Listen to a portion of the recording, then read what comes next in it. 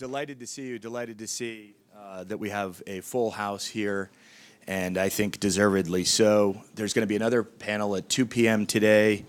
Tom Blackwell's session on the future of fintech. I hope you can stick around for that as well. First, though, we're here to talk about what is the lifeblood at the moment of the Russian economy, and that's, of course, the Russian energy sector and Russian competitiveness in that sector globally as the world's largest energy exporter. The participants today, I think you all know, are amongst the very biggest in not just the Russian energy industry, but the global energy industry, beginning, of course, with the Russian energy minister, Mr. Alexander Novak, to my left. Thank you very much for coming, Minister. The CEO of Lukoil, Vagit Alekperev, the CEO of Sibur, Mr. Dmitry Konev, the Deputy CEO of Novatek, Denis Khramov, at the very end, and last but certainly not least, Dan Yergin, Vice Chairman of IHS Markit, and of course, as many of you will know, a Pulitzer Prize-winning oil commentator. We've got a little bit over an hour to have this conversation. During that hour, at one point, Mr. Alekperev will have to leave a little bit early, and I understand we might be joined by the Deputy Prime Minister, Arkady Dvorkovich. So that's something definitely to look forward to. The panel actually only gets better as we go on. We're going to start by saying two things. First off, there should be opportunities for questions towards the end of the session, but we've got some content we'd like to get through first, so please let us do that. And let's begin by giving the floor to the Minister. Minister, please.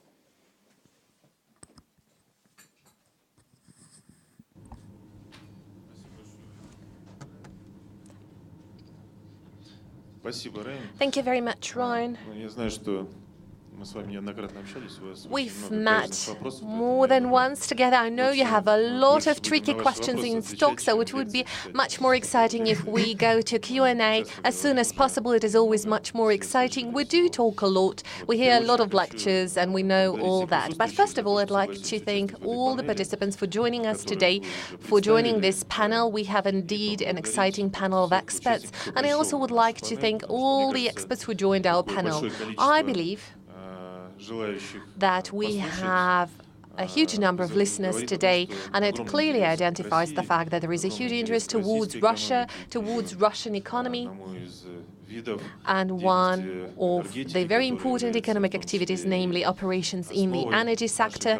This is a foundation, one of the pillars for the Russian economy. That is my position. I believe a Minister for Economy would have a very different position on that. But still, since we do see that despite the decrease of the energy sector share in the GDP and the certain diversification that we see in the total amount of revenue, from 53% it dropped down to 40%.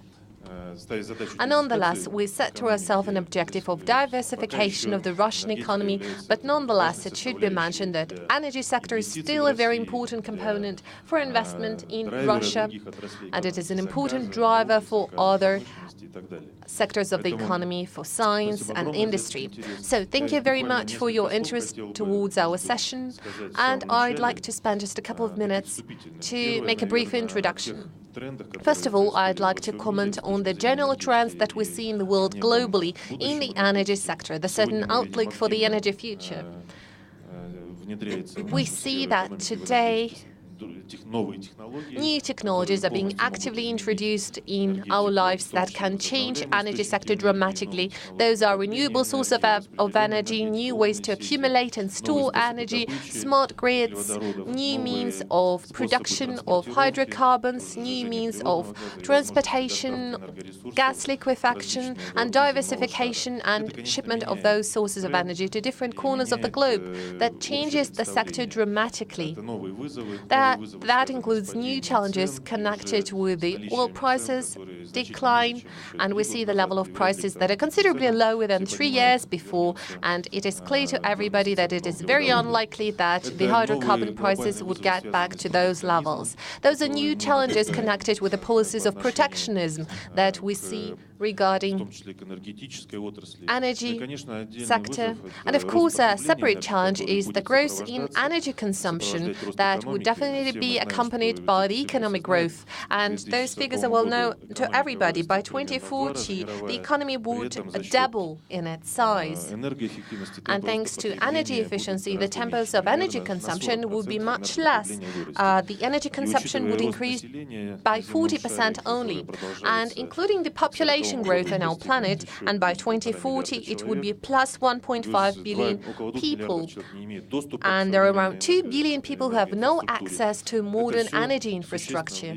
All that considerably impacts the fact that we would have to provide for energy security of the world and of the energy consumption. And I believe this is something that we should talk about. What is the way to provide for energy security? And I believe, as of today, Russia indeed has all the answers to those challenges, and our strategy for energy development includes all those aspects. We have a very favorable geographical location between Europe and Asia. We have opportunities to deliver energy resources to different countries. We are focused on diversification, on development of the corresponding infrastructure, modern technologies, increasing the market share of liquefied natural gas, and I believe my colleagues are going to talk about that today. We also focused on development and strengthening of cooperation with other countries, and we actively participate in implementation of different projects all around the globe. Russian companies, including company Lukoil, and we have Mr. Oleg Perev with us, will probably talk about that. They are represented in many countries. Russia is an open country that is ready to provide for the right conditions to attract and raise investments into our country, including in the energy sector. And by the way, this is something that we're doing actively today. We do see some positive dynamics. Just 2 to 3 years ago, the total share of foreign investors in oil production in Russia amounted to 25%, and today, taking into account attraction of new players and new investors also from the Asia-Pacific region, we have an indicator of 31%. So 1/3 of the oil production market in Russia goes to foreign investors. And lately, we've seen some very favorable climate for attracting of investments. We see a record low inflation, 2.5%. This is the official figure for 2017. We do see economic growth that amounts to 1.4, 1.8%. We create the necessary flexibility in the tax area, in legislation, in order to provide feasibility of the project of oil production and oil development, as well as different gas projects. And today it is one another stage where we consider the already prepared law draft that is a tax on an added value that would enable us to increase the development of oil fields in Western Siberia. These are the licensed plots that are not feasible from the economic viewpoint today. We have new legislation in the area of repatriation of profits, and that is one another important aspect for attraction of investment into Russian economy. And we already see certain results, not just the macroeconomic results, but also in monetary terms. Based on the outcomes of 2017, direct investment in Russia increased by 25% and amounted to $23 billion. That is a very serious indicator. Some other industries also demonstrate positive results, and that is an objective reflection of the general enhancement of the economic situation. Talking about energy sector, 2017 is a record year, yet another record year for energy sector in Russia. In oil industry, we managed to preserve the amount of oil production at the level of 2016, because as you know, we had a deal with the OPEC and non-OPEC countries. Talking about gas production, it is an increase of 50 billion cubic meters, and we see the indicator of 690 billion cubic meters. In the coal industry, we also reached an indicator of 410 million tons. And we continue those developments. We enhance our technological base in oil production and oil refineries. We increase the production levels, depth, and the refinery depth. Most importantly, we develop infrastructure. We develop oil transportation, and this year, in 2017, this is yet another important indicator of general economic development. And general transportation by rail increased by 4.5%, and aviation demonstrated a 20% growth. Agriculture also made its contribution, and those indicators show that despite all the challenges that we face today,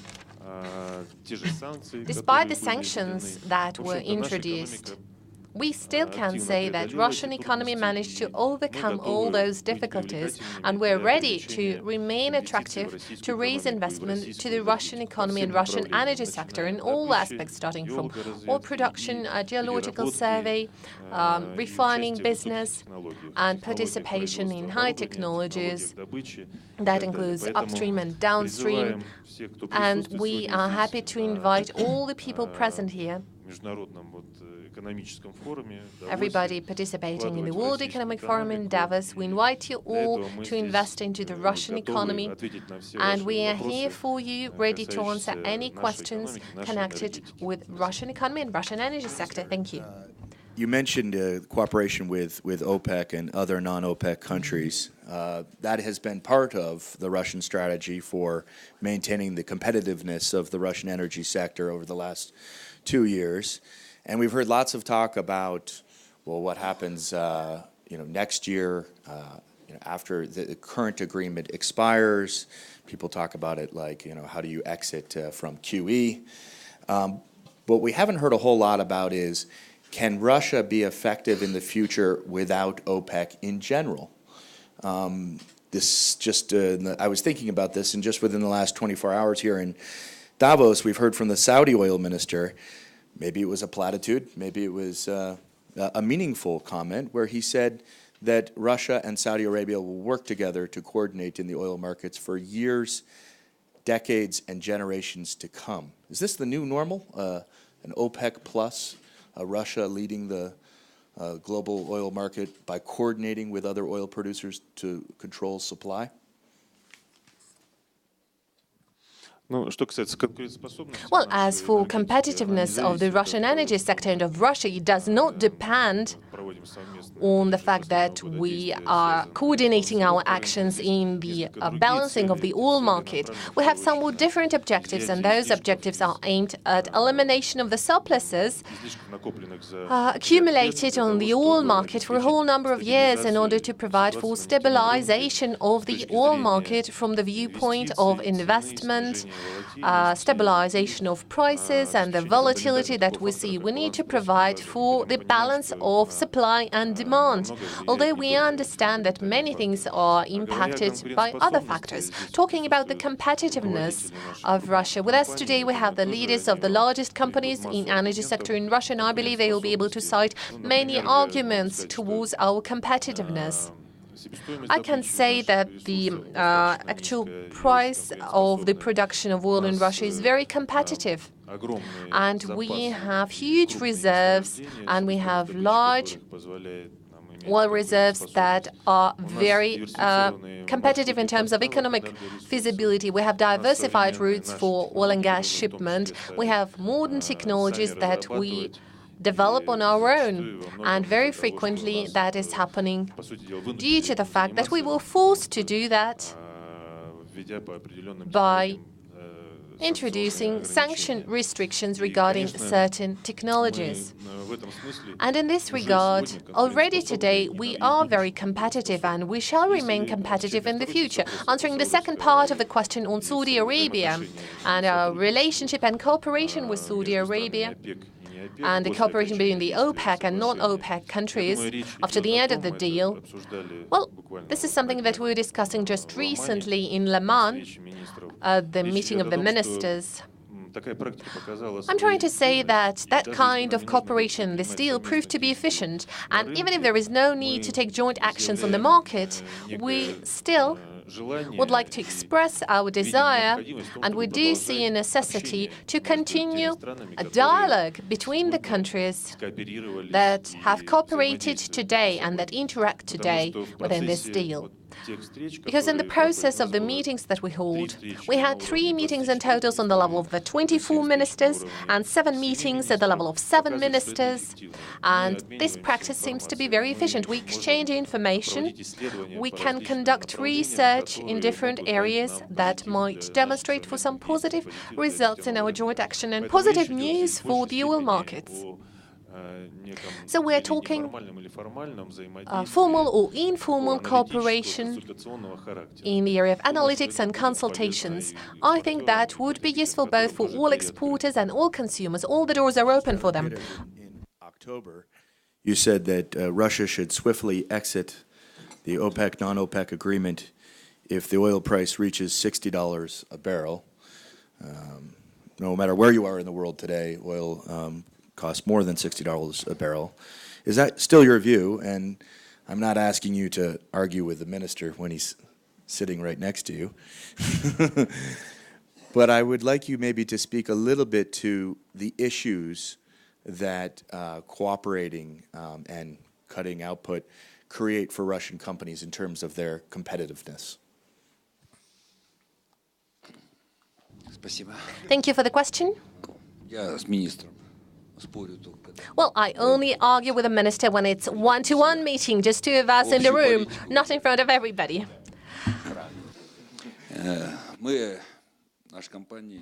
Well, I like to say that our company and myself were supporters of the idea that OPEC and non-OPEC deal does happen.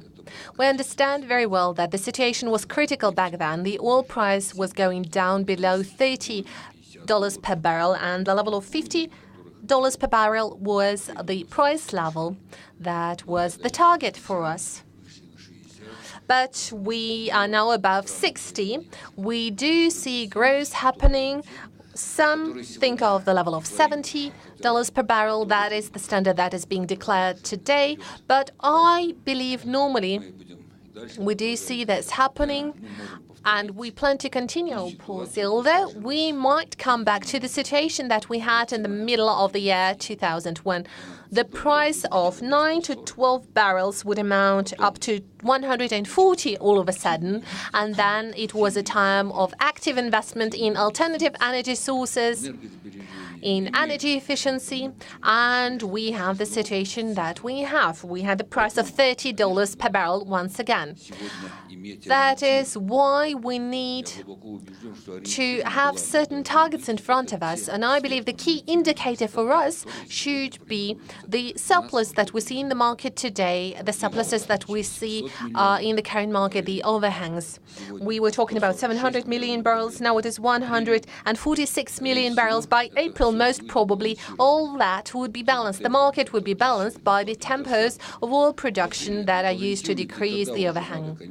And in April, at the level of the ministries, of course, it is necessary to develop the mechanism to balance the market and do that gradually. I'm not saying that all that should be happening abruptly. We should not quit the deal quickly, but we need to gradually divert from this situation. What has happened over those years? Last year, a new oil reserve was opened for 7 billion barrels, and jointly with Daniel, we were at the energy session, and starting from 7 a.m., all the leaders of the largest oil companies were talking. That was a traditional meeting, 7 billion barrels, although traditionally that is the figures would be from 20 to 70 billions.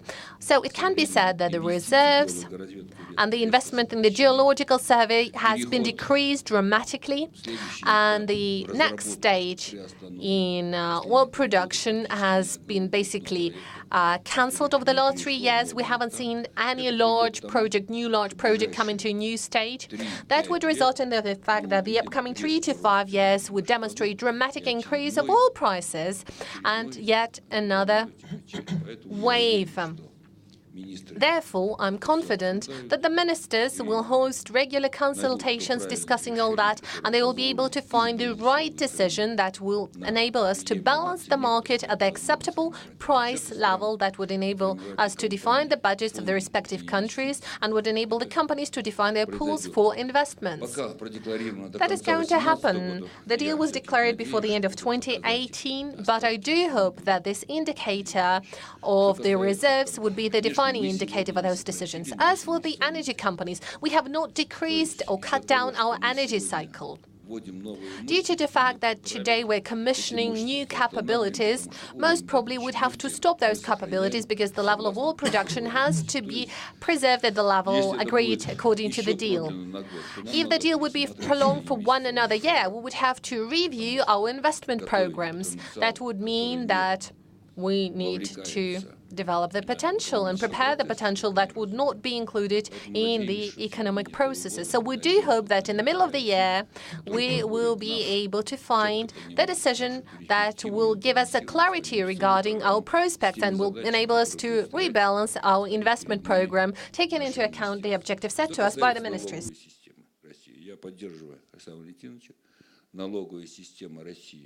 Она дает развиваться энергетическому сектору. У нас есть один минус. Это частая смена правил налогообложения нефтяной отрасли. Именно нефтяной отрасли. Потому что эти правила, они, может быть, несущественны, но они каждый год формируют новые так называемые требования. Это и акцизная политика, которая сегодня каждый год налагает новые обязательства и на компании, и на наших потребителей. Это и отношение к сырьевой базе, налоговой системы. Вот стабильность налоговой системы, а это может произойти через налог на добавленный доход. Мы надеемся, что этот эксперимент, начавшийся в 2019 году, будет достаточно быстро развиваться, и мы сможем тогда через эту систему стабилизировать наше налоговое обременение и иметь перспективы для развития крупных инвестиционных проектов. I guess no one could say that there aren't active discussions and disagreement in the Russian energy sector. Since you mentioned taxes, I'll just very quickly ask you about this because I know you have to leave very soon. You've got two places in the Caspian where you're producing oil. One is Filanovsky, and the other is, you're going to have to help me out here, Karchagina. And there was, in one of the two, some of the tax benefits that you had have been removed, and that surprised some investors. And many investors are wondering if that's going to happen with your other production site. I have mentioned the tax system, and lack of stability there today is not giving optimism to international investors. We understand that tax regime for these two oil fields were different. Karchagina was given the benefits in export duties and in mineral extraction tax. And as of Filanovsky, that field was covered by the offshore oil fields. So one oil field was protected by the law, and Karchagina was not protected by this law because there were other tax benefits for it in the past. So we do not think that this is a real disaster, and we think that the tax for offshore fields is not going to change. There's been some colossal investment, and the country needs colossal investment to explore oil fields in the Caspian, in the Far East, in the Baltic Sea, in the Arctic Ocean. We cannot raise that much money inside the country, so we have to attract people from other geographies. On a couple of different things. One, post-OPEC, non-OPEC deal. Yeah, sorry. As our resident expert on with a global perspective, although the gentleman here also, I'm sure, definitely can say that they have a global perspective. Your perspective on where Russian competitiveness sits after the OPEC non-OPEC deal. something that the minister was talking about a little before, when I asked him, whether that kind of thing needs to continue, not just, sort of as they exit coordination, but basically forever. And also where Russian competitiveness sits when you think about the shale producers. Because one thing we saw in the fourth quarter is that they're making money again. And so what does this mean? There's several aspects to your question. First, I think that the OPEC, non-OPEC agreement, which Minister Novak has been so central to developing, is really quite a historic agreement. We've struggled for a phrase to describe it, and we call it the Vienna Group because we can't think of any other term right now for it. But what it does do is it represents reality, the new reality that Russia is the largest producer, Saudi Arabia. These two countries are the basis of it. And it's a sense that it's a much bigger market and it requires that kind of dialogue and cooperation for stability, and that it makes sense to have that there should be a dialogue between producers of this scale. The competition question, there's no question that the global oil market has become more competitive because of the arrival of U.S. shale oil, which has a different kind of time frame, a different kind of investment profile, a different kind of relationship to capital markets, and can go up and down. But at the end of the day, it's only 5 or 6% of the global market. But it's changed. It's forced to kind of change in thinking about the markets and adjusting to it. With that said, I guess I'll say one other thing. The Russian industry is competitive. The test of it is that it sells its oil, and that's the proof. Some of you may have seen I came in today wearing a Russian hat that's a souvenir from Davos in 2006. It was from Russianite. And I was thinking at that time, political relations were much better. And it's unfortunate that the issues of protectionism and sanctions have interfered with the ability of a global industry to be global in terms of the flow of technology. And I think that's a loss for everybody that's occurred.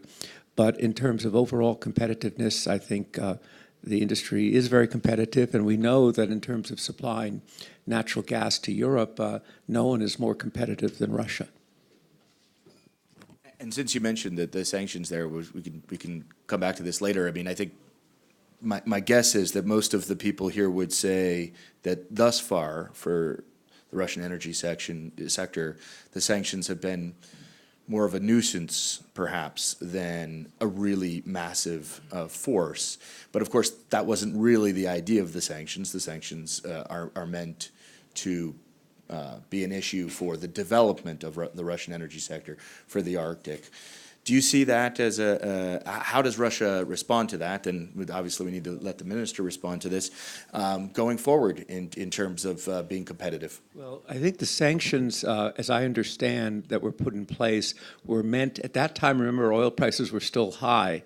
And so the thinking behind the sanctions, as I understand, was not to impact current production, but rather future production. So it focused on things like shale, Arctic, offshore. I think others can comment here, but it seems that whatever their impact, it was kind of short-term, and Russian production has continued to grow. Obviously, the one area where you see the sort of global technology flows are on shale, and maybe that's been the most important. But I think other participants here would be able to say what's actually been the impact and not been the impact. Thank you. Minister, I'd like to give you an opportunity to respond to that. And then maybe we can talk a little bit about the Russian oil industry domestically versus internationally, but we can go to that in a second before Mr. Oleg Perov leaves.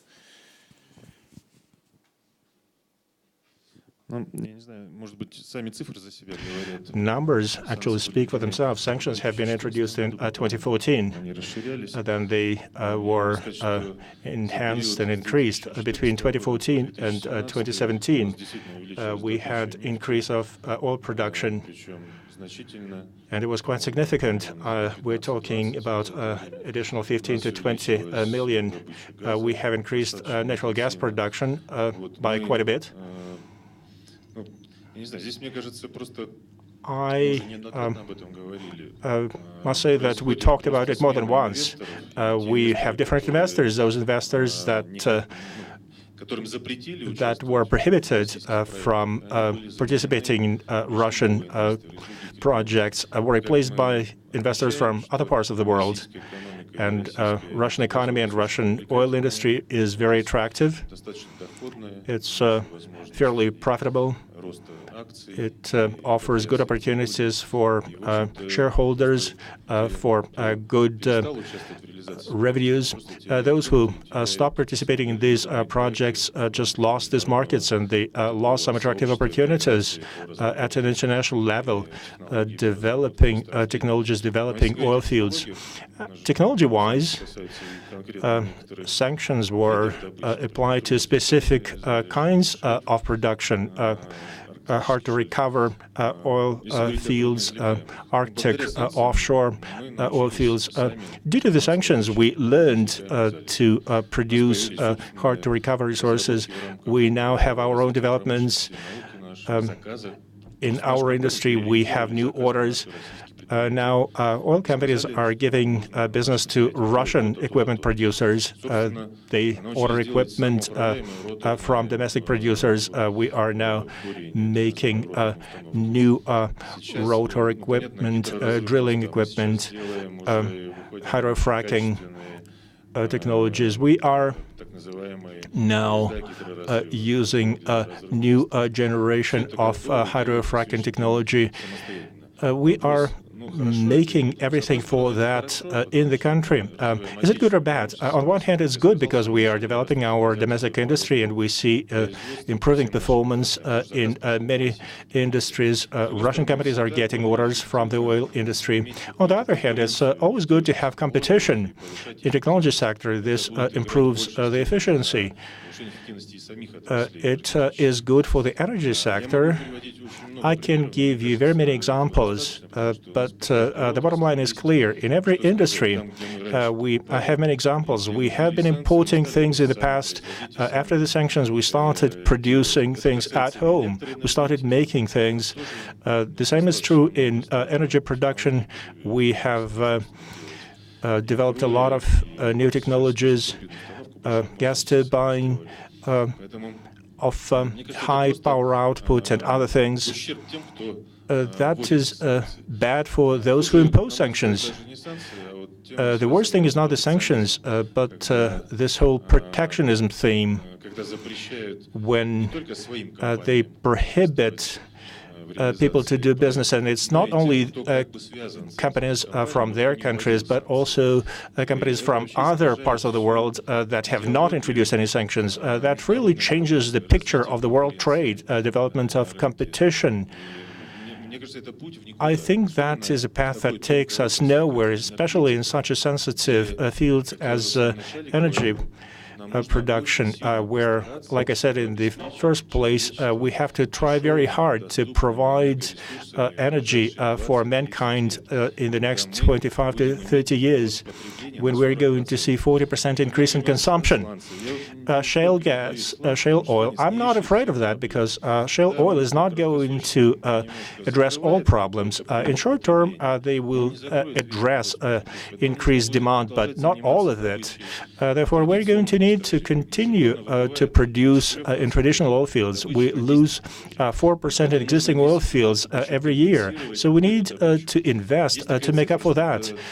There's this one number. In 20 years' time, we will need 20 million barrels per day of extra production to make up for the lost production, plus 10 million barrels of increase due to the growing demand. All in all, 30 million barrels a day plus. So we will need to support that with investment. Shale gas is not going to address that. If we continue to say protectionism, if we do not allow competition, it will be difficult to address that task. Bridge the issue of protectionism to get into another kind of abstract question which I wanted to ask, which is, for the Russian energy sector to be competitive, should it focus on Russia, or should it focus, be active internationally. Now, the reality is, and I'm going to direct this question to Mr. Elekperev, the reality is that Russian oil companies and energy companies are already active outside of Russia, not just in West Africa, in the Middle East, but also if you look at Rosneft in places like Venezuela, and I think we can all agree with mixed results. And so, you know, as I was preparing for this, in the description of this panel, it mentions that Russia has this, you know, uncontested advantage with a first-class resource base and its geographic location. To that, I would add, you know, between the West and Asia. So, you know, this is a question for you, Mr. Elekperev, because I know you already have assets abroad. I know you have intentions to increase your activity abroad. You've got an investor presentation coming up in March. You probably don't want to share too much. But if Russia's such a great place to produce oil, why should you be outside of Russia?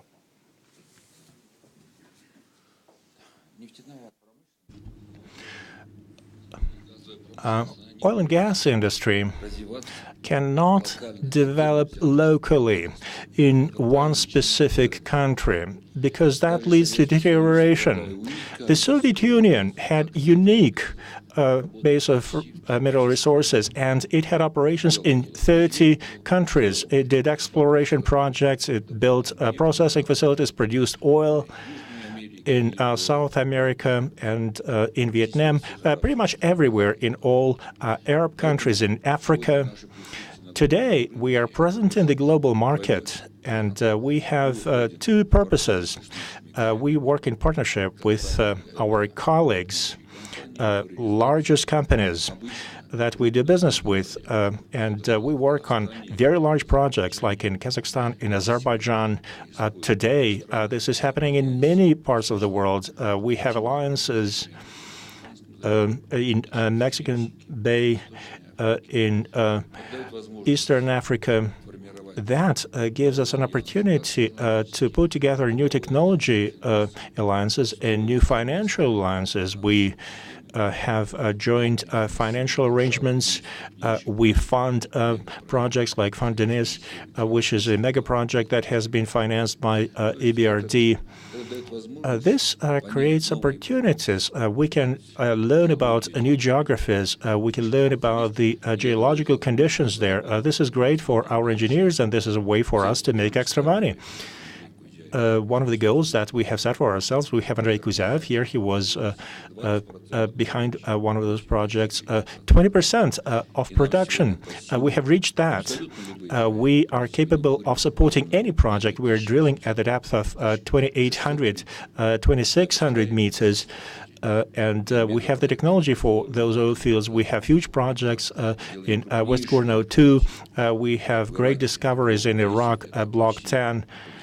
That's, as of today, it's 5 billion barrels of reserves. We are getting ready for active work in Iran if there are economic conditions for our investment there. Therefore, Russian companies are working outside of Russia, and that is an organic opportunity for us to act globally, which our colleagues at Rosneft and other companies do too. You need to compete with the global majors.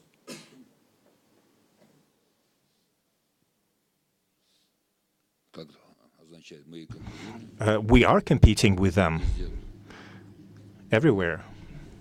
All right, well, thank you very much. I know you need to go, so whenever that needs to happen. There's a couple other parts, obviously, to this energy discussion, which we haven't even touched on, and I'd like to begin to discuss those right now.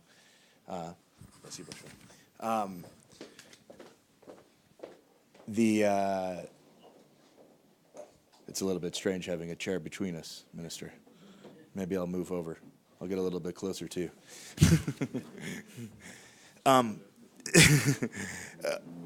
So a couple of topics we haven't discussed. Petrochemicals is one of them, and obviously for most of you, you'll realize Russia's arrival as a major LNG player is another topic that we have to discuss. Maybe we start with petrochemicals, because I keep going to energy conferences, and it's as if the new global fad, every country now wants to diversify. All the big oil-producing countries want to go downstream. They want to be petrochemical producers. They see this as the path to, in the future to ensure their competitiveness. So I wanted to start, Mr. Konov, with you, CEO of Sibur. Where do you feel Russia sits in terms of this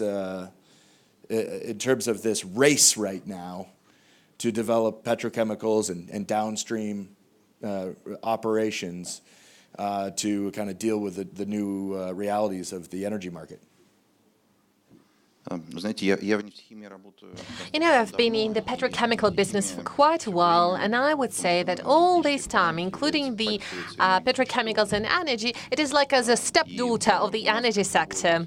And similarly as to any industry, we have those cycles. Those might be economic cycles, but in petrochemicals, there are also cycles of fashion. There are cycles when it is not fashionable, and there are moments that it really gets hot, and it is extremely fashionable. Now we are in the period when everybody's excited about petrochemicals. Many energy companies are excited by that, and they are probably excited by that because they are worried that the consumption of energy would be decreasing in this or that way, especially for the traditional energy sources. And you need to spend all these energy sources somewhere. Let's go for petrochemicals. I'd like to draw your attention to two things. First of all, petrochemical industry does not necessarily take the same hydrocarbons molecules, but in a different type. You might use hydrogen molecules for energy. You might use the very same molecules to create different products. So we're not existing separately. We are simply creating different products from the very same molecules that are used for energy purposes. The second comment that I wanted to make is that we consider petrochemical industry as an industry that is created from oil and gas, as many people think it is best to know a name. But actually, that's not the purpose of our industry. We are there to satisfy the demand of the world from the new synthetical products. And that is an interesting balance. If you take a look at the molecule of hydrogen, you would see that less than 10% is spent in petrochemicals and more than 90% is spent for energy sources. But by doing that, we cover all the global demand for the synthetical products in the world.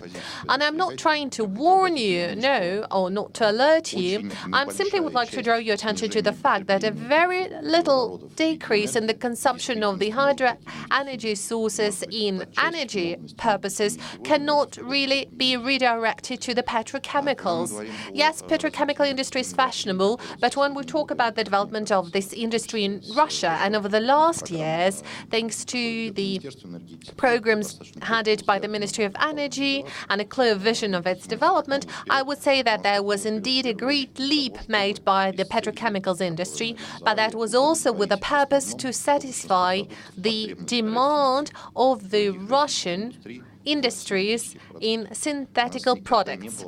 We've never had an objective to create petrochemical industry that could take care of the downstreams of all the hydrocarbons and to sell it somewhere. I'm more than confident that it is impossible. And if we take a look at the perspective of 2 decades ago, we would see that petrochemical industry is very, very diverse. And for any product, you would see that for every particular product, it would account no more than 1% of the global consumption. And there are not that many capabilities of the kind. And I would say that the architecture of the petrochemicals is defined by the demand, not by the amount of resources available. And the situation that was created in the Middle East and in Saudi Arabia about 20 years ago, when we saw unique opportunities open up to create players for the global scale rather than for the domestic consumption. And that kind of situations are definitely not frequent and are definitely not universal. Saudi Arabia set itself an objective and it subsidized petrochemical industry and it created global competitor. The current situation with the United States and the surpluses of the ethane as a result of the production of shale gas is stimulating development of petrochemical industry to use ethane.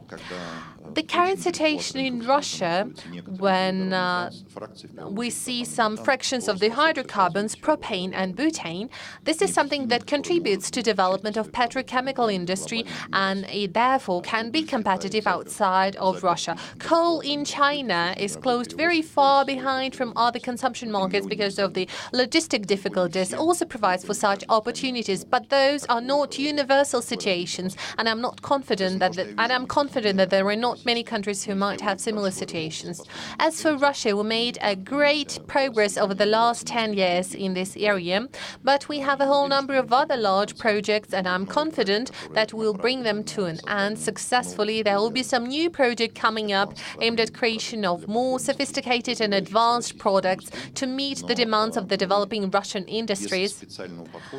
But we need to use this specialized approach. I'm not inviting everybody to use the same approach, but we have to be careful. And again, I'm not inviting anybody to do the same, but I know that in Russia we will not be able to create petrochemicals as a global player here in Russia. We need this support from the ministries. The Russian equation is that 20 or 10% of the global oil and gas production goes to us, and 2% of the global petrochemical market. This is the ratio that we have now and cannot be changed naturally. We have to cover the demand of 140 million people from all the developed industries in Russia. And this is the objective that we haven't been able to meet 10 years ago, but we do that now. If we want to grow into a large petrochemicals player, it is not going to happen naturally. It requires specific impetus and stimuli from the government. There is somebody who needs to support this trend. Something that Russia should do. I was reading a report coming into this that out of all the big oil producers, Russia's petrochemical industry is one of the smallest relative to what it could do.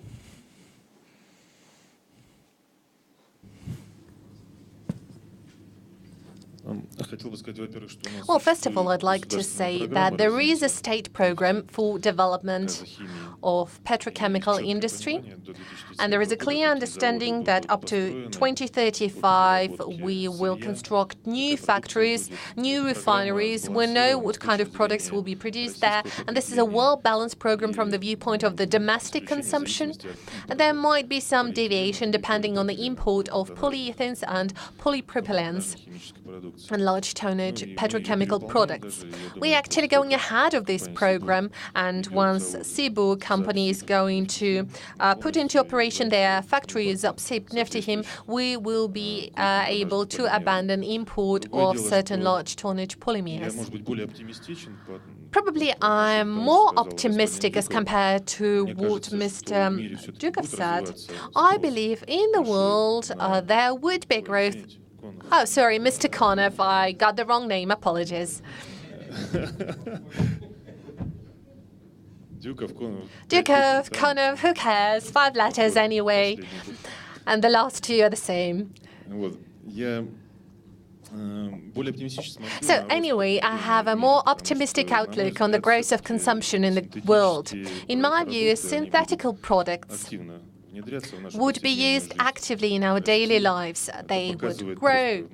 And this is clearly demonstrated by the reality today. I do not have the exact calculations, but I read that out of 10 things around us, 9 of them are made out of some synthetical products or from hydrocarbons in this or that way. So those are raw materials that we have at our disposal.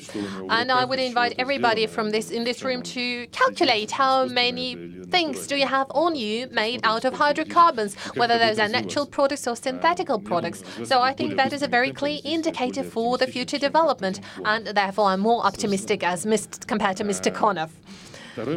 So the second thing is that our strategies focus not just on the development of and production of large tonnage polymers. So far, we are dependent from the import of final products, and we do have imports of those things.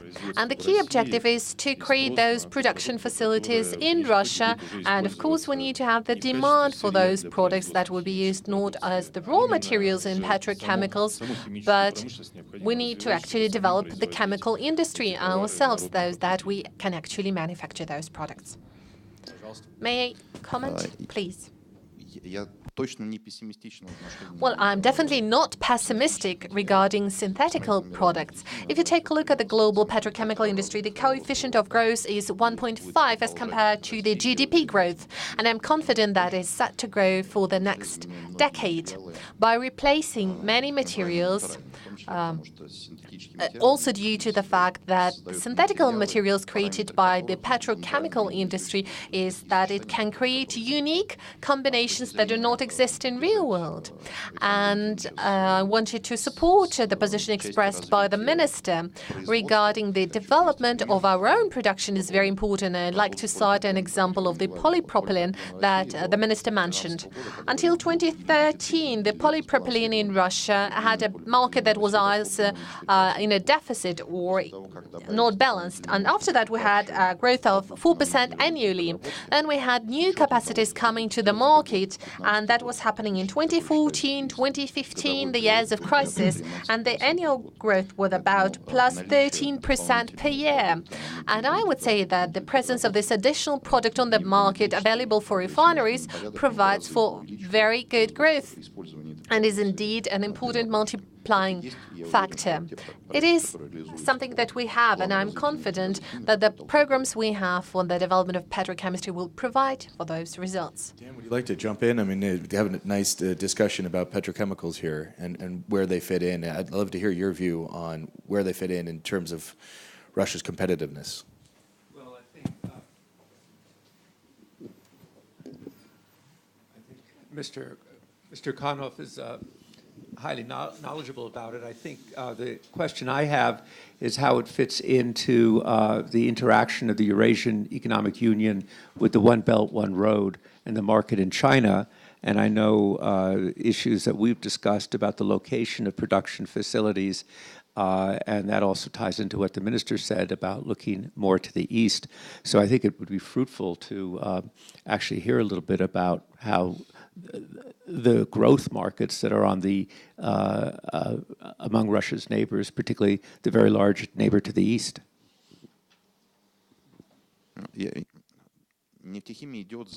Well, petrochemical market is definitely either following the demand or the energy sector. The traditional model for the Russian petrochemical industry are the raw materials in Western Siberia or the Caspian region. They are focused on the Russian market or on European market. What we see today is active development towards Western Siberia and Far East. That includes oil and gas projects, and definitely that would result in the fact that petrochemical industry, once again, we do not use oil or gas as our raw materials, but associated products of this industry. And therefore, the development of petrochemical industry in the western part of the country is very favorable, and we will see many projects of the kind in the upcoming 7 to 10 years, and that would contribute to our developments in the Asian market for sure. And as Daniel mentioned, this is something that we're discussing many times. The key demand for petrochemicals, this is a new type of demand, would be coming from Southeastern Asia. And the development of Russian energy sector in the east and in the Far East would enable us to strengthen our competitive position as compared to the growing demand in this area. Did you want to say something about petrochemicals, or shall we move on to LNG?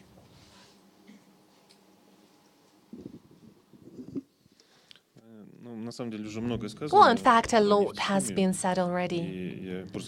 I would only like to thank Dmitry Konov for being very professional in this area. He is a great expert, probably the best expert in this area from our country, and he is very actively engaged in development of this industry. And today I'd like to say that it is wonderful that he is with us today participating in this very interesting discussion. Thank you.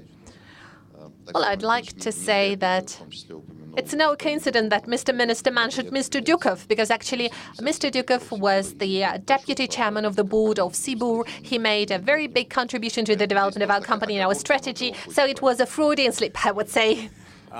So a couple of things. First off, we will have time for some questions and answers, and so please have a think about what you'd like to ask. And Mr. Khramov, now is your big moment, because we wanted to discuss LNG. One of the interesting things that the minister said at the very beginning of this discussion when he was talking about sanctions is, look, you know, the sanctions exist, but we're still doing some pretty sophisticated stuff. Obviously, one example that many people would point to is what you just did with your project Yamal and the now export of LNG from there. Go ahead and tell us a little bit about that. Спасибо большое. Thank you very much. Совершенно правильное замечание. Well, that was a fair comment. Практически усилила свои позиции. Russia has considerably strengthened its positioning on the global LNG market. It's not just a global market. We believe it is the most rapidly developing market of energy resources, and the growth of the consumption of LNG all around the world.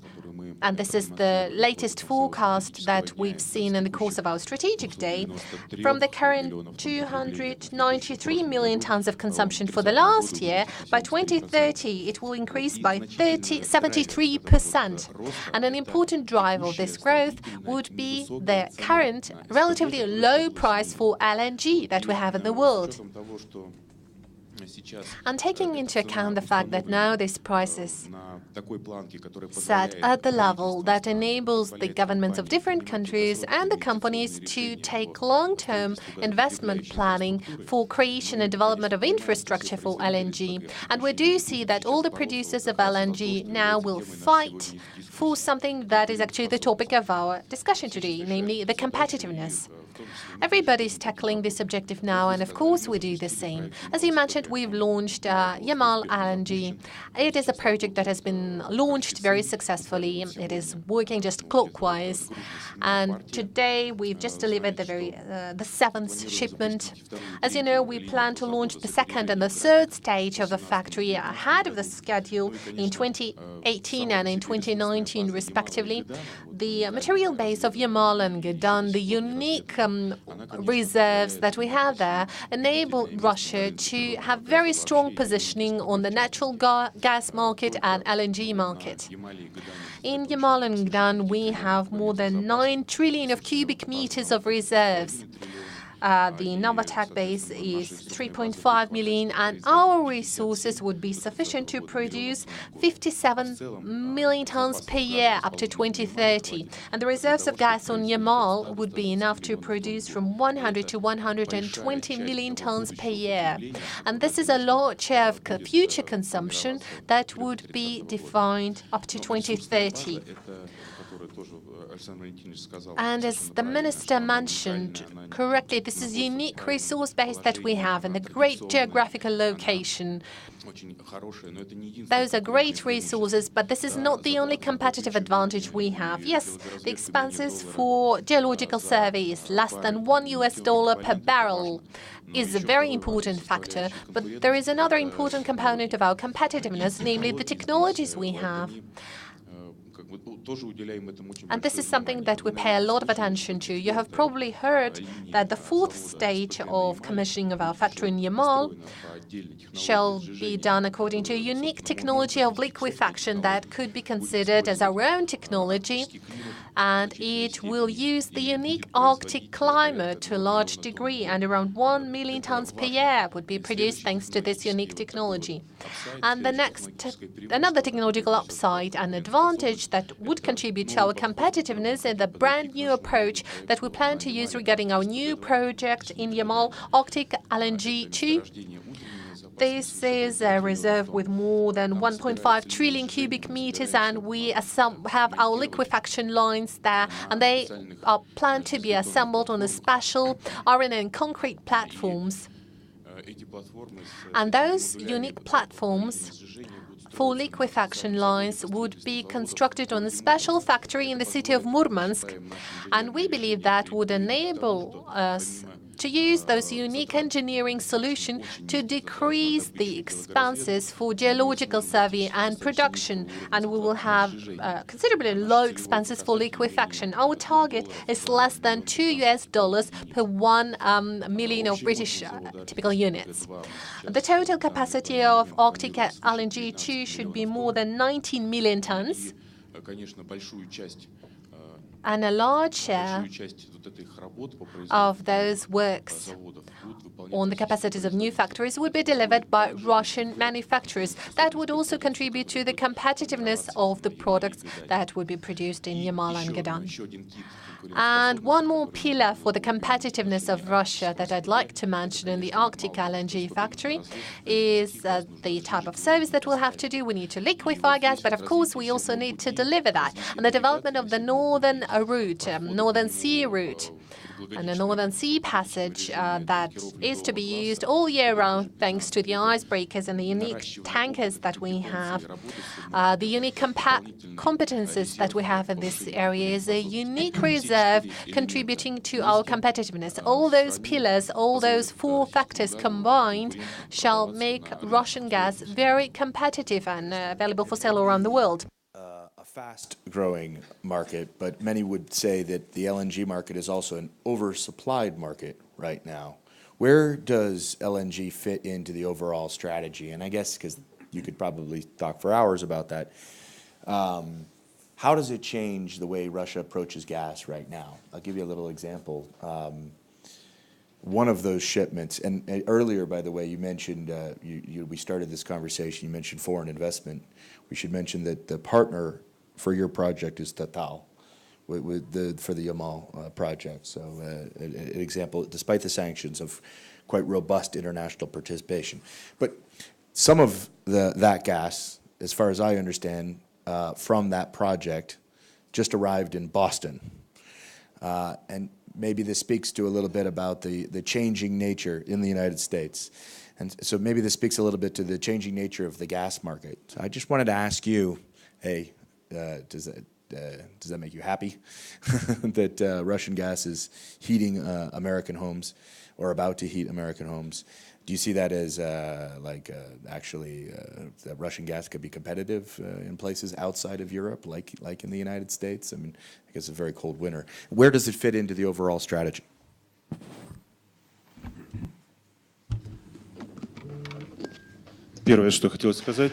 First off, for our country, for Russia, development of LNG technologies, liquefaction technologies is one of the key directions for the development of the natural gas industry. The decision to do that was made in 2013. The company leadership decided to liberalize the exports of LNG. You may know that exports of natural gas has always been a monopoly, and it has been carried out by only one government-owned company, Gazprom, through Gazprom Export, which was its subsidiary. As of the LNG exports, we have liberalized the legal base. We can now use private investment to develop that sector. We see good prospects in the world in general. We see a growing share of production, supplies, and consumption of LNG. Today, we're talking about 250 million tons.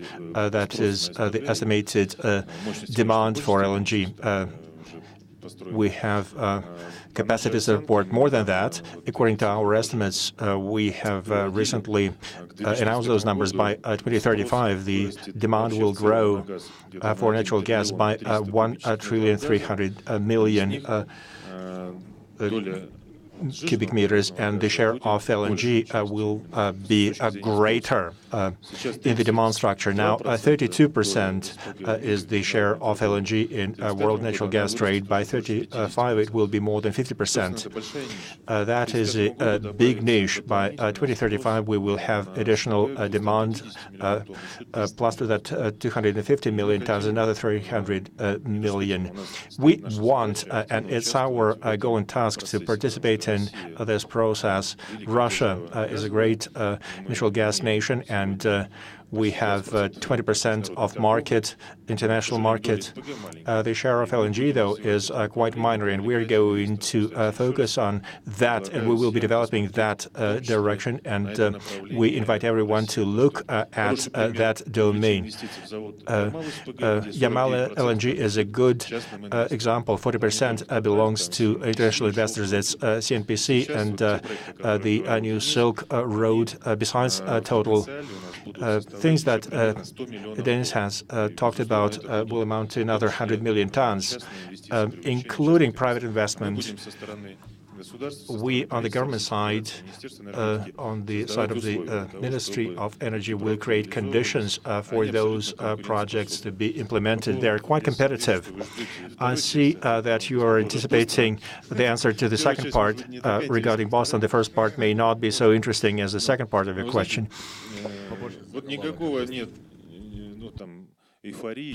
We are not having any euphoria regarding Russian gas that today should be supplied to Boston. So that's today, on the 23rd. Today's the 23rd, right? I don't know whether the tanker made it over there. There's been some story because of the weather. It could not reach the destination, but it was supposed to be there on the 23rd. This is not Russian gas. These are Russian molecules, Russian natural gas, but that is the property of other companies that have bought Russian gas. This is a global market. That's what it's telling us. LNG market becomes increasingly globalized, and we have total competition there. Prices change, and suppliers respond immediately. They will take LNG to the areas with better price levels. This is absolutely normal. You have cold weather in the U.S. You have issues with the supplies using pipelines. We know about that. You see growing spot prices, so they send LNG tankers there. Tomorrow they may send those tankers to another destination. International oil market is global. In the future, shortly, we will see a natural gas market getting more global as well from standpoint of pricing, supplies, and other things. We supply that gas to Boston, so great. Mr. Kramov may confirm that because that is natural gas from Yamal LNG, but we have not been following that shipment specifically.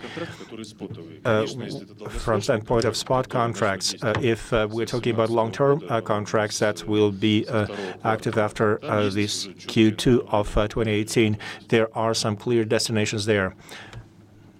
Then? Say two things about this. In December, I was in China, where it was very cold, and because the government is moving the country away from coal because of pollution and shifting to natural gas, they simply actually had a natural gas shortage, and hospitals didn't have heat, factories had to shut down, and it demonstrates the growing markets for LNG and how important LNG trade will be for environmental as other reasons in describing the market. Secondly, on the question of these, whether it's Russian-owned or Russian molecules of LNG, natural gas arriving in Boston, I'd like to say on behalf of my colleague, Jamie Rosenfield, who is in our works in our Boston office. It's also been very cold weather in Boston, and would like to express appreciation for those molecules of Russian gas, which have enabled the light and the heat to stay on. So, spasiba. Do you think that, Minister, quick one for you. Russian gas is obviously very competitive right now in Europe. Can it be competitive in, is this kind of a one-off because it was a particularly cold winter in North America, or is a particularly cold winter in North America?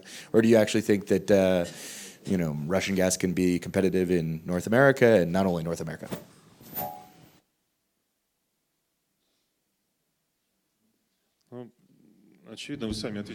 Well, obviously, you answered your own question. Russian natural gas is competitive not only in Europe, and Dan has given us a confirmation. They have Russian molecules in Boston now. In fact, natural gas of Russian origin is competitive in Asian Pacific region and in other parts of the world. The cost of production, as Mr. Kramov said, is less than $1. We are doing a lot to develop Northern Sea route. Transportation to Asia-Pacific will be cheaper because of a 1,000 miles shorter distance compared to other routes. That makes it even more competitive.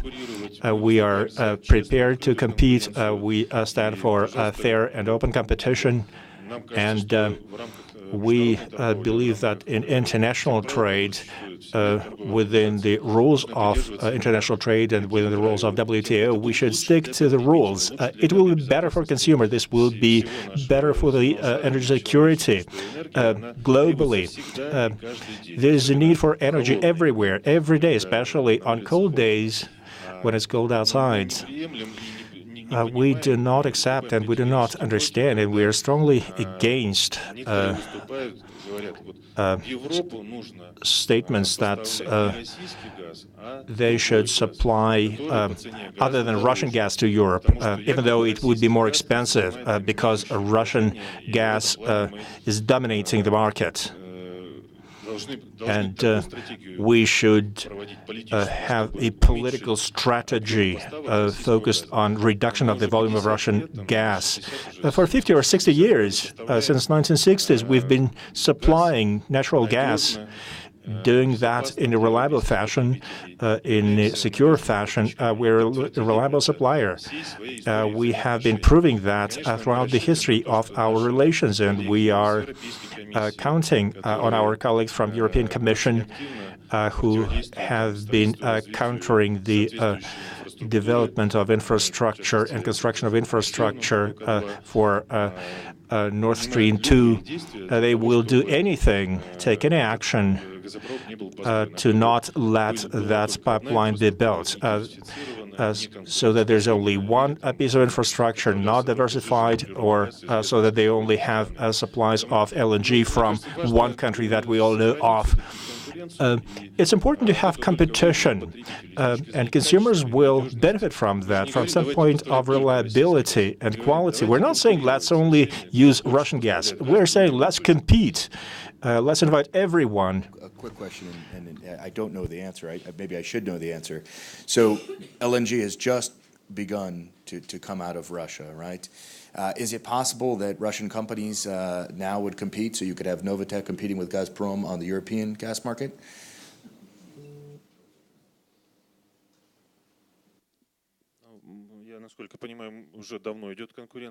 Well, we are competing for quite a long time, and there's competition against pipeline supplies that come from Algeria, LNG that comes from Qatar.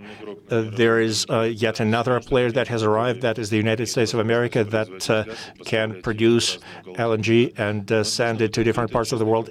We should have open, fair competition. Nobody should fear it. And within that competition, we will all benefit from investment and infrastructure development and this thing and the other. For questions. How much time do we have? Do we have 5-10 minutes? Okay. Sir, please, just identify who you are and your question, please. One question. I'm Vladimir Lopatin of Intellectual Property Corporation.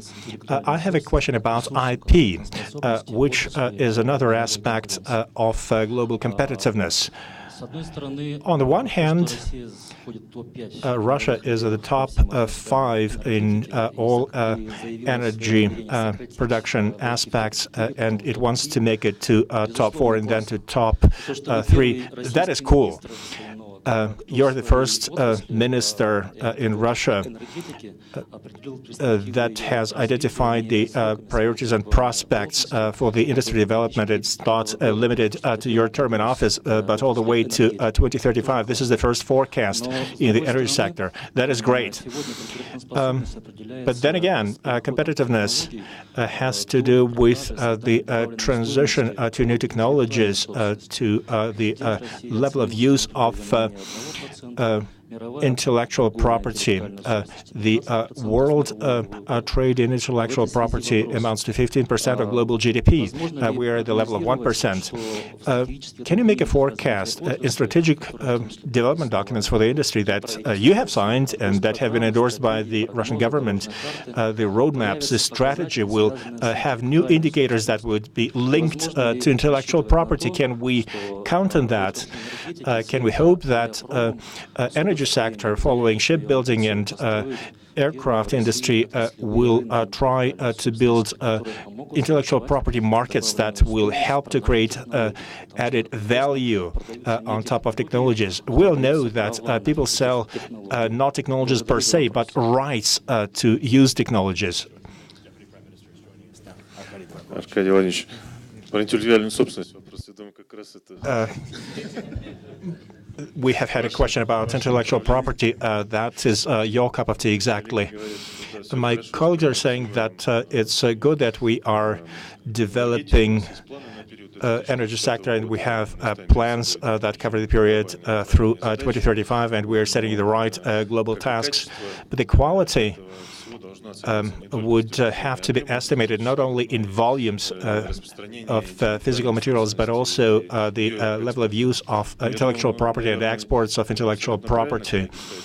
I think this has been a very appropriate question in the way of import substitution. Our companies in Russia are setting the task of not just substituting international foreign technologies with Russian product, but also we are trying to sell our domestic products internationally. This would be an indicator of the fact that our products are competitive, that people will be buying our products not only in Russia, and it's not just because of the sanctions. It will tell us that the products are exported internationally and international consumers would buy it. According to good afternoon, welcome to everyone. In a number of such technologies, this is a reality. The brightest example is fairly obvious, the technology of peaceful use of nuclear energy, where we are an obvious leader. We can make turnkey nuclear power plants. That is our intellectual property. We do not sell it as intellectual property, though. We build turnkey operations, nuclear power plants that feature highest level of security and safety at reasonable prices. There are such technologies in oil and gas sector and in energy generation. We're offering such technologies to other countries, and we're doing this. We are not an absolute leader in this compared to the situation in the nuclear industry. However, those products are quite competitive. And it's good that oil and gas industry has become one of the leaders in technology development. It's not just substitution of foreign technologies. We are producing a high level of technologies at home, but not completely. We still have to address another 10% of technologies that are most complex. We do not want to just replicate what other people are doing. We want to use the newest materials. We want to use a combination of new materials, new information technologies, big data, various digital technologies that would make operations more efficient in production, generation of energy, and transmission of energy. We have had a number of pilot projects, and we are staying on top of it, and we will be marketing this actively. We don't have to have patents on all of this. There are some things that we might not want to cover by patents. We would rather just have those things and not disseminate information. Popular magazines do not know everything, but it doesn't mean that we don't have it. So we can say, or we can count that in the energy sector, there will be some adjustments in strategic key performance indicators, and there will be new strategies for the industry IP markets, like in aerospace industry and in shipbuilding industry, supported by the government of Russia. We can say that in energy strategy, we have a draft, and it's in a high degree of readiness. We will revisit it again, and we will see how much we have covered that theme in the document. I have been criticized today, and I will continue to follow up on that. Three quick examples, two that have to do with us and one regarding Novatek. Novatek thinks that their strategy is to create capacities in the Arctic for NLG. I'm wearing two hats. In one hat, I will say this. We at Sibur have an engineering company. Together with one German and one French company, they are developing a technology. Novatek realizes that it's our technology that we are developing, and we will be using it. And it makes sense to own that technology. This will give us a benefit in the Arctic region, price-wise. Now, I'm wearing another hat, Sibur hat. We have this one facility that we're building. It's worth 9 billion. The license is 30 million, and we will only have one. And to develop that technology, we need to spend 5 years, and we need $400 million. Why would we do this? We can buy it, and it will be one of a kind. We won't have another like that in Russia. There's this variety of options. We might do it, develop it, and then enjoy the benefits. Or we can develop it and then use it one time because we have the resources and there is a market, and we don't need that. I can say that there are other technologies where we've been in a similar situation and we've been investing there, and we would have intellectual property rights on that, but we won't spend the money on one-time projects. We think that we would be better off investing in other projects and take 5 years rather than spend 10 years developing one technology and use it only once. So I don't think you're going to be criticized for that statement. So we've for a quick second. So just to go over the topics that. That's okay. That's the job of a moderator, to get the conversation going without the involvement of the moderator. That means I've done my job. I'm happy. Look, we've discussed a lot of different topics, starting with whether Russia needs to cooperate with Saudi Arabia and OPEC, for Russian companies to be competitive, not just this year and next year, but in general. And I think that I got a pretty robust answer from the minister that was no, it's not necessary for us to constantly be part of an OPEC plus. And we had a conversation about petrochemicals and where they fit into the future strategy of Russia. We had a conversation about sanctions and how, as the minister believes, and some of the executives here as well, have not really prevented Russia from developing its oil and gas sector, according to the minister, have led to some countries and companies missing out on opportunities in Russia because they were replaced by other countries. LNG was a pretty interesting discussion. I think Mr. Yergin thanked Russia for Russian molecules heating homes in Boston, which will go down as the most exotic comment from this conversation. So it's been... and also Mr. Oleg Perov was here, and we discussed if Russia is such a great place to produce energy and oil and gas, does Russia, should Russian companies operate abroad and compete, for example, with the majors, or should they just focus on home? You can guess Mr. Oleg Perov's view. The minister didn't. The right view. Is that the right view? Yeah. So I'd let you. I think we probably need to wrap it up there, but maybe if you'd like to make a couple closing comments, and we can call it a day. Well, I think that was a good summary of discussions that I missed. So thank you for that. And I'm sure Alexander, Daniel, Dmitry, and Denis and Vagit were bright here. Alexander is the best energy minister in the world, as everyone knows. So and he brings a lot of revenue to the Russian budget. So we are thankful for that. But seriously speaking, still the priority is technological progress and technological innovation. And nobody knows how the energy structure, energy mix will look like in 15 years. We can guess, and probably some of the trends will be quite conservative, but overall, in 15 years, we can see completely different energy mix. And Russia will have to adapt and maybe lead the process. Okay. Thank you. Well, please thank our participants, and